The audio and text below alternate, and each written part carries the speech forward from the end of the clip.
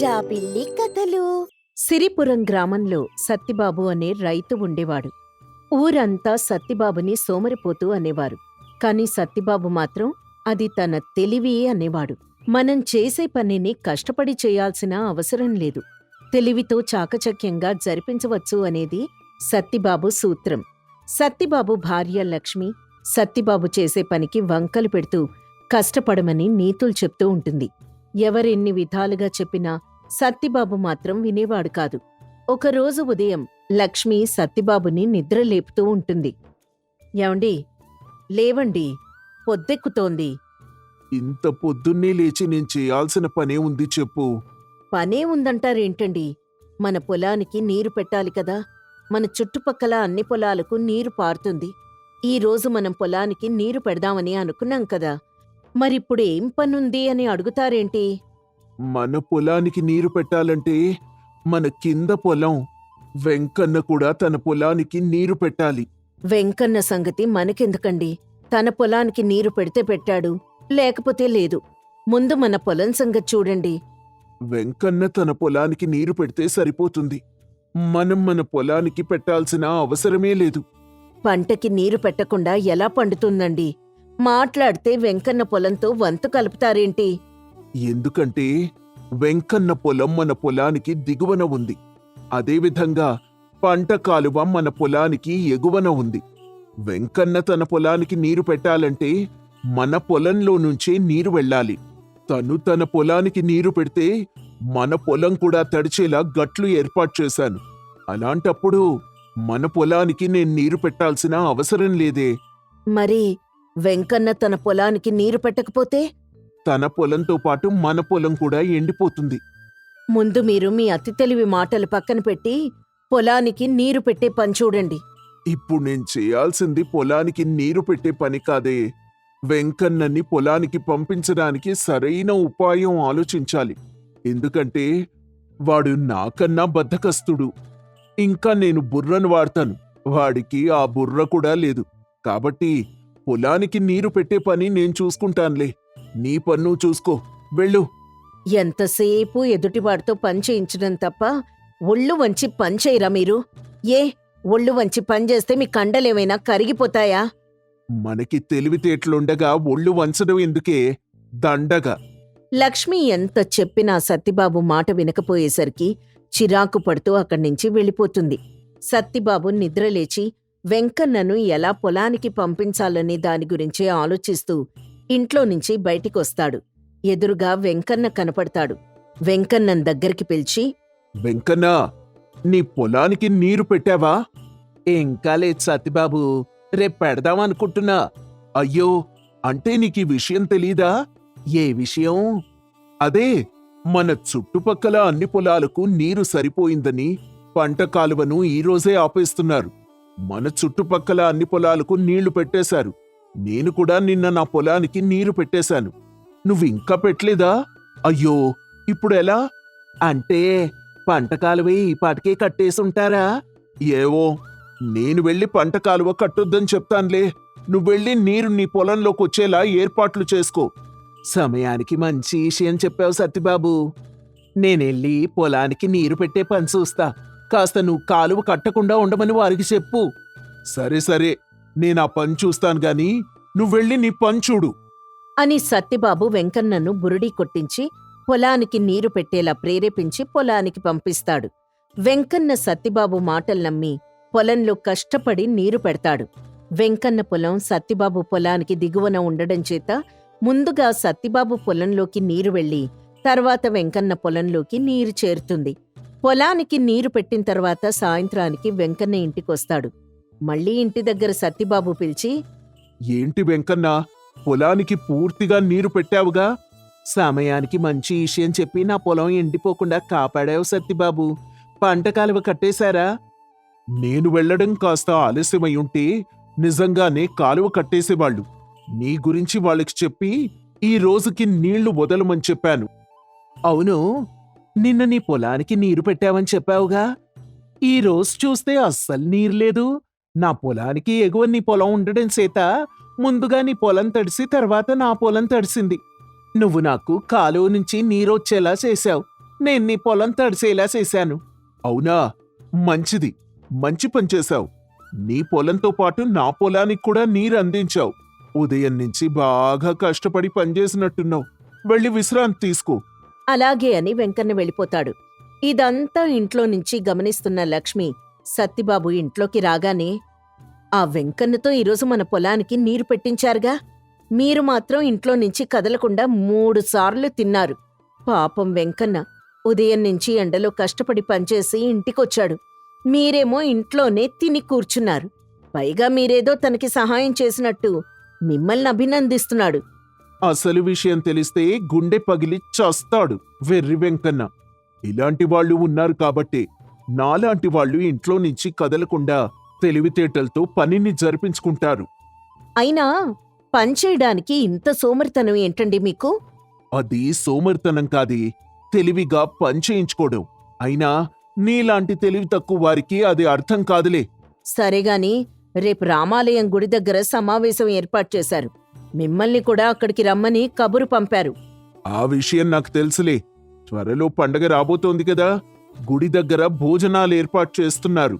ఆ ఏర్పాట్లు చూడ్డానికి అందర్నీ సమావేశానికి రమ్మన్నారు. నేను రేపు అక్కడికి వెళ్తాన్లే. అక్కడ కూడా ఇక్కడ చేసినట్టుగా తింగర వేషాలు వేయకండి. ఊరి జనం అందరూ వస్తారు. ఏం చేయాలో నాకు బాగా తెలుసులేవే, నేను చూసుకుంటాను. నువ్వేం కంగారు పడకు. మరుసటి రోజు ఊరి జనమందరూ రామాలయం గుడి దగ్గర సమావేశం ఏర్పాటు చేసుకుంటారు. ఆ సమావేశంలో గ్రామ పెద్ద ఇలా మాట్లాడుతూ ఉంటాడు. ఊరి జనం అందరికీ తెలియజేసేది ఏమనగా, త్వరలో పండగ రాబోతోంది. మన బంధువులందరూ కూడా మన ఊరికొస్తారు. వచ్చిన వారికి ఎటువంటి లోటు లేకుండా అన్ని ఏర్పాట్లు చక్కగా జరిపించాలి. ఊర్లో అందరికీ గుడి దగ్గర భోజనం ఏర్పాట్లు కూడా చేస్తున్నాం. ఇది ఊరి పండగ కాబట్టి ప్రతి ఇంటి నుంచి ఈ కార్యక్రమం విజయవంతం చేయడానికి అందరూ స్వచ్ఛందంగా ముందుకు రావాలి. అన్ని ఏర్పాట్లు మనమే చేసుకోవాలి కాబట్టి ఎవరెవరు ఏ పని చేయాలో ముందుగా నిర్ణయించుకుందాం. ఊరి జనమందరూ సరే అని తల ఊపుతారు. గ్రామ పెద్ద ఒక్కొక్కరిని పిలిచి ఎవరెవరు ఏ పని చేయాలో నిర్ణయిస్తూ ఉంటాడు. సూరయ్య, నువ్వేం చెయ్యాలనుకుంటున్నావు? గుడి చుట్టూ పందిళ్ళు, తోరణాలు అన్ని ఏర్పాట్లు నేను చేస్తానండి. సీతయ్య, నువ్వేం చేస్తావు? వచ్చే జనమందరికీ నీటి సదుపాయం ఏర్పాటు చేస్తానండి. రామయ్య, మరి నువ్వు? ఆ రోజు ఊరందరికీ వంట వార్పు నాదే కదయ్యా. వంటకు కావలసిన అన్ని వస్తువులు మా ఇంటి నుంచి వస్తాయి. మరి సత్తిబాబు, నువ్వేం చేస్తావు? అన్ని ఏర్పాట్లు సరిగ్గా జరుగుతున్నాయో లేదో పర్యవేక్షిస్తానండి. అందరికీ అన్ని సదుపాయాలు అందేలా చూస్తాను. సత్తిబాబు మాటలకి జనమందరూ విరగబడి నవ్వుతారు. ఏటి సత్తిబాబు, పర్యవేక్షిస్తావా లేక పక్కేసుకు పడుకుంటావా? సరే సరే, మీ అందరికీ మరొక విన్నపం. మీరు మీ ఏర్పాట్లు జాగ్రత్తగా చేయండి. వచ్చిన అతిథుల దగ్గర ఏ ఏర్పాట్లు బాగున్నాయో వాకపు చేసి ఎవరు తమ ఏర్పాట్లు బాగా చేశారో వారికి మంచి బహుమతి ఇవ్వడం జరుగుతుంది. అందరూ కలిసికట్టుగా పనిచేసి మన ఊరి పేరు నిలబెట్టాలి. అందరూ సరే అని సమావేశం పూర్తి చేసుకుని వెళ్ళిపోతారు. సమావేశంలో సత్తిబాబు మాట్లాడిన మాటలు ఇంటి దగ్గరున్న లక్ష్మి చెవిన పడతాయి. సత్తిబాబు ఇంటికి రాగానే, ఏవండి, ఊర్లో అందరూ తమ తమ ఏర్పాట్ల గురించి చెప్తుంటే మీరు ఏర్పాట్లు పర్యవేక్షిస్తా అని చెప్తారా? అవునే, ఎవరికి వారు తాము చేసే పనుల గురించి చెప్పారు. నేను కూడా నేను చేసే పని గురించి ముందుగానే చెప్పాను. ఇందులో తప్పే ఉంది? అయినా ఏదైనా పని చేస్తా అని చెప్పకుండా పనిచేసే వాళ్ళని పర్యవేక్షిస్తానని చెప్పడం ఏంటండి? నీకు నా గురించి పూర్తిగా తెలుసు. పండగ రోజు ఊరందరికీ నేనేంటో తెలుస్తుంది. చూస్తూ ఉండు ఏం జరుగుతుందో. మీరేం చేసినా చేయకపోయినా పర్వాలేదు గాని నలుగురిలో నవ్వుల పాలు మాత్రం కావద్దు నువ్వేం కంగారు పడద్దే, అంతా నేను చూసుకుంటా అని చెప్తున్నాగా అని లక్ష్మికి ధైర్యం చెప్తాడు సత్తిబాబు. పండగ రోజు రానే వస్తుంది. ఊళ్ళో అందరూ బంధువులతో అతిథులతో ఊరంతా కళకళ్లాడుతూ ఉంటుంది. ఊరి జనమందరూ తాము ముందుగా చెప్పినట్టుగా ఎవరి పనుల్లో వారు నిమగ్నమైపోయి ఉంటారు. సత్తిబాబు కూడా అన్ని చోట్ల తాను ముందుండి ఏర్పాట్లు ఘనంగా జరిగేలా చూస్తాడు. ఎక్కడ చూసినా సత్తిబాబే ముందుగా ఉంటాడు.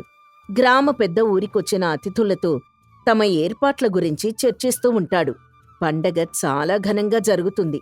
పండగ పూర్తయిన తర్వాత గ్రామ పెద్ద ముందుగా చెప్పినట్టుగా సభ ఏర్పాటు చేసి అందర్తో మాట్లాడుతాడు.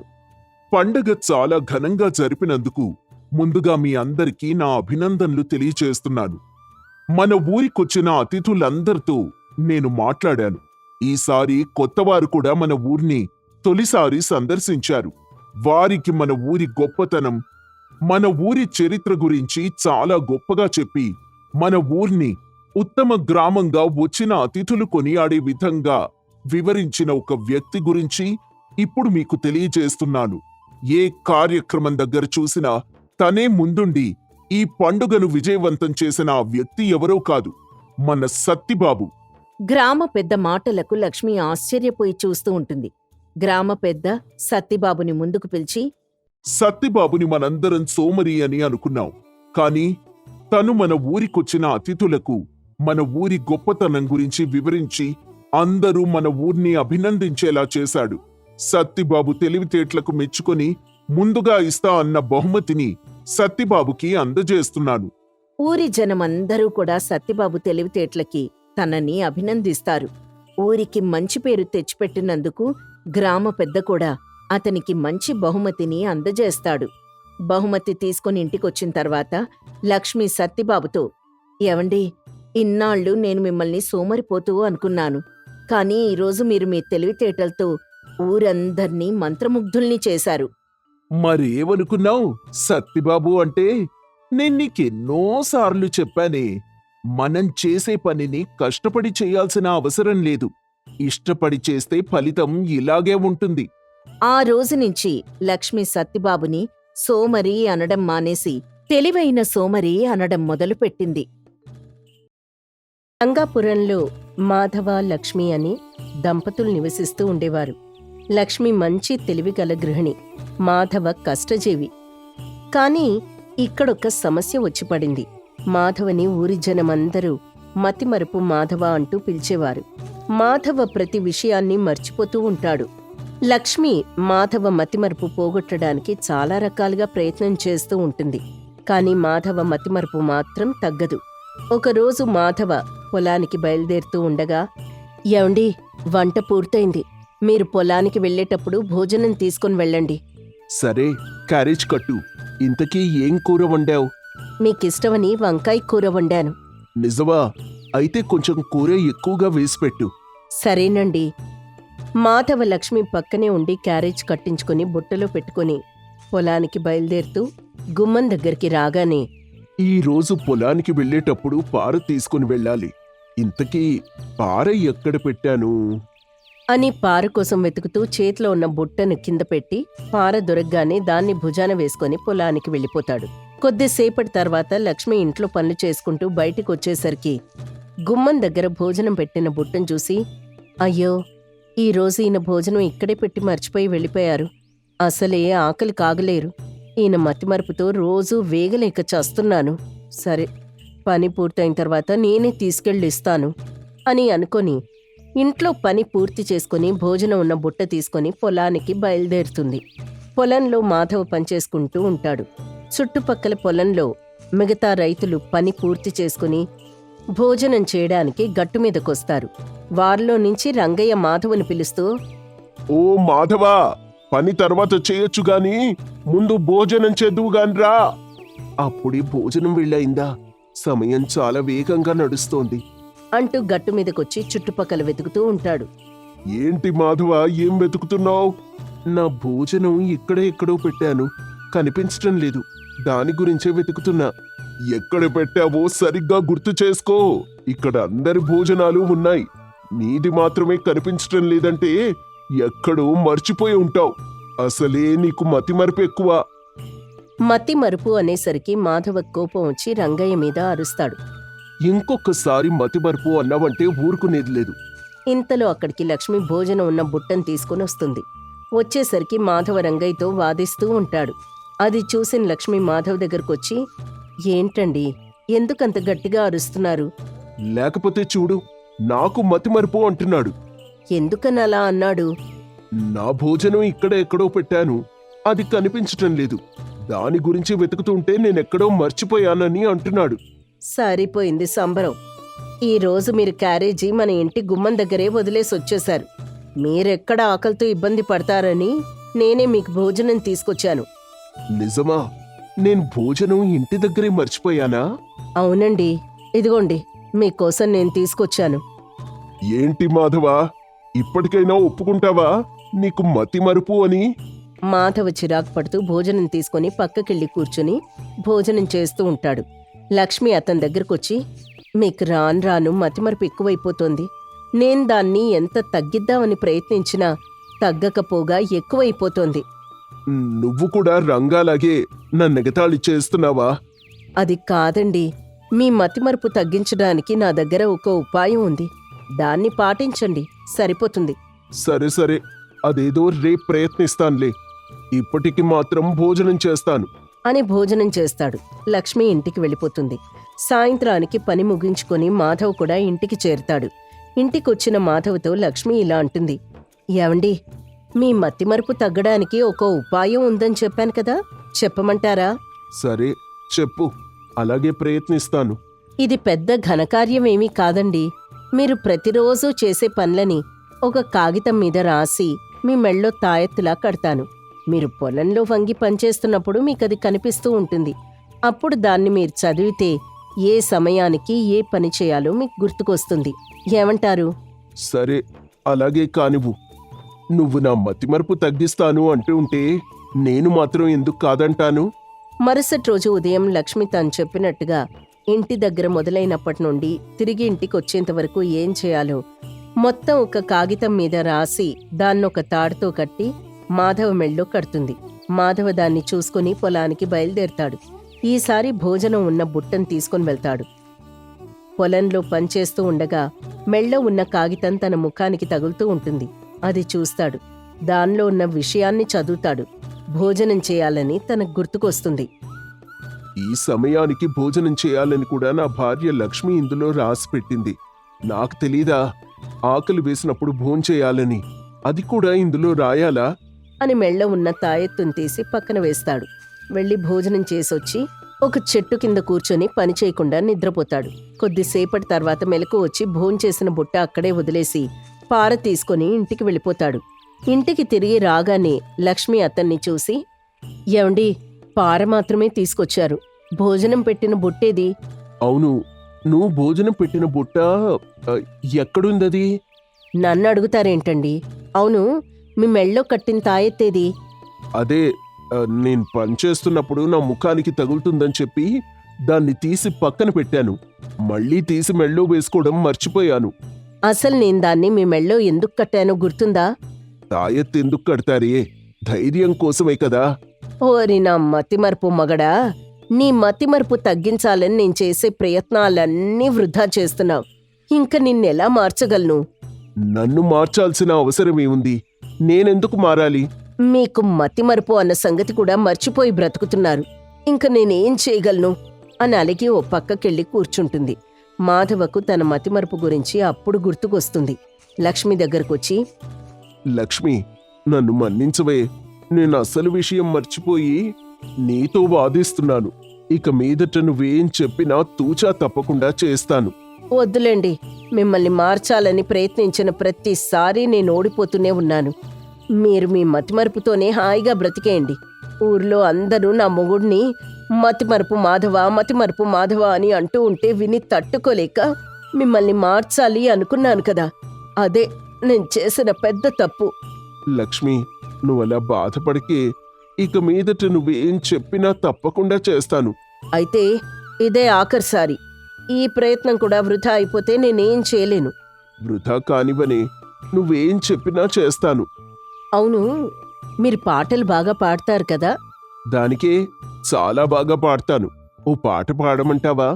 మరి పాటలెలా గుర్తుంటాయి మీకు? ఎందుకు వాటిని మర్చిపోవడం లేదు? ఏమో, నేనొక పాట ఒకసారి పాడితే అదలా గుర్తుండిపోతుంది, మర్చిపోను. అయితే నేను మీకొక పాట రాసిస్తాను, దాన్ని మీరు పాడాలి. తప్పకుండా పాడతాను లక్ష్మి. పాడటమే కాదే, ఆ పాటని అస్సలు మర్చిపోను. నువ్వెంత పెద్ద పాట రాసిచ్చినా గుక్క తిప్పకుండా పాడతాను. సరే, ఈ రోజు రాత్రికి నేను పాట రాసి రేపు ఉదయాన్నే మీకిస్తాను. దాన్ని మీరు పాడి గుర్తుపెట్టుకోవాలి. సరే, ఈ రోజుకి నీ కోపం తగ్గించుకొని పదవే, భోజనం చేద్దాం. ఇద్దరూ లోపలికి వెళ్ళిపోతారు. ఆ రోజు రాత్రి లక్ష్మి బాగా ఆలోచించి మాధవ రోజూ చేసే పనులను పాట రూపంలో రాసి ఉదయాన్నే తనకిస్తుంది. దాన్ని చూసి మాధవ, లక్ష్మి, నువ్వు పాట రాస్తానని చెప్పి నేను రోజూ చేసే పనులను ఇందులో రాసావు. సరిగ్గా చూడు. నేను రాసిన పాట అదేనండి. మీరు నాకు పాడి వినిపించండి. ఇదెక్కడి పాటే? రోజువారి పనులన్నీ రాసి పాట పాడమంటే ఎలా? పాటలు రాసేది మనం నిత్యం మాట్లాడుకునే మాటల్ని, చేసే పనులన్నీ కలిపి ఒక రూపంగా తయారు చేసి పాణి కట్టి పాడతారు. మీరు కూడా అలాగే పాడండి సరే సరే, అలాగే పాడతానులే. నువ్వు కోపం తెచ్చుకో మాకు. అని తను రోజూ చేసే పనులని పాట రూపంలో పాడి లక్ష్మికి వినిపిస్తాడు. చాలా బాగా పాడారండి. ఇక నుంచి మీరు ఈ పాటనే ప్రతిక్షణం పాడుతూ ఉండాలి. అప్పుడే మీరు మీ మతిమరుపును వదిలి సాధారణ జీవనం గడపగలుగుతారు. మాధవ అదే పాటను పదే పదే పాడుకుంటూ తన పనులంతా చేసుకుంటూ పోతాడు. కొద్ది రోజుల్లోనే తనకు ఆ పాట వంట పట్టేస్తుంది. ఆ పాటను పాడుకుంటూ తను రోజూ చేయాల్సిన పనులు చేసుకుంటూ కొద్ది కొద్దిగా మతిమరుపుని మర్చిపోతాడు. తనలో వస్తున్న మార్పును చూసి లక్ష్మి సంతోషపడుతుంది. ఊరి జనం కూడా లక్ష్మి తెలివితేటలతో తన భర్తని మార్చుకుందని కొనియాడతారు. ఆ రోజు నుంచి మతిమరుపు మాధవ్ కాస్త లక్ష్మి భర్త మాధవగా పిలువబడతాడు.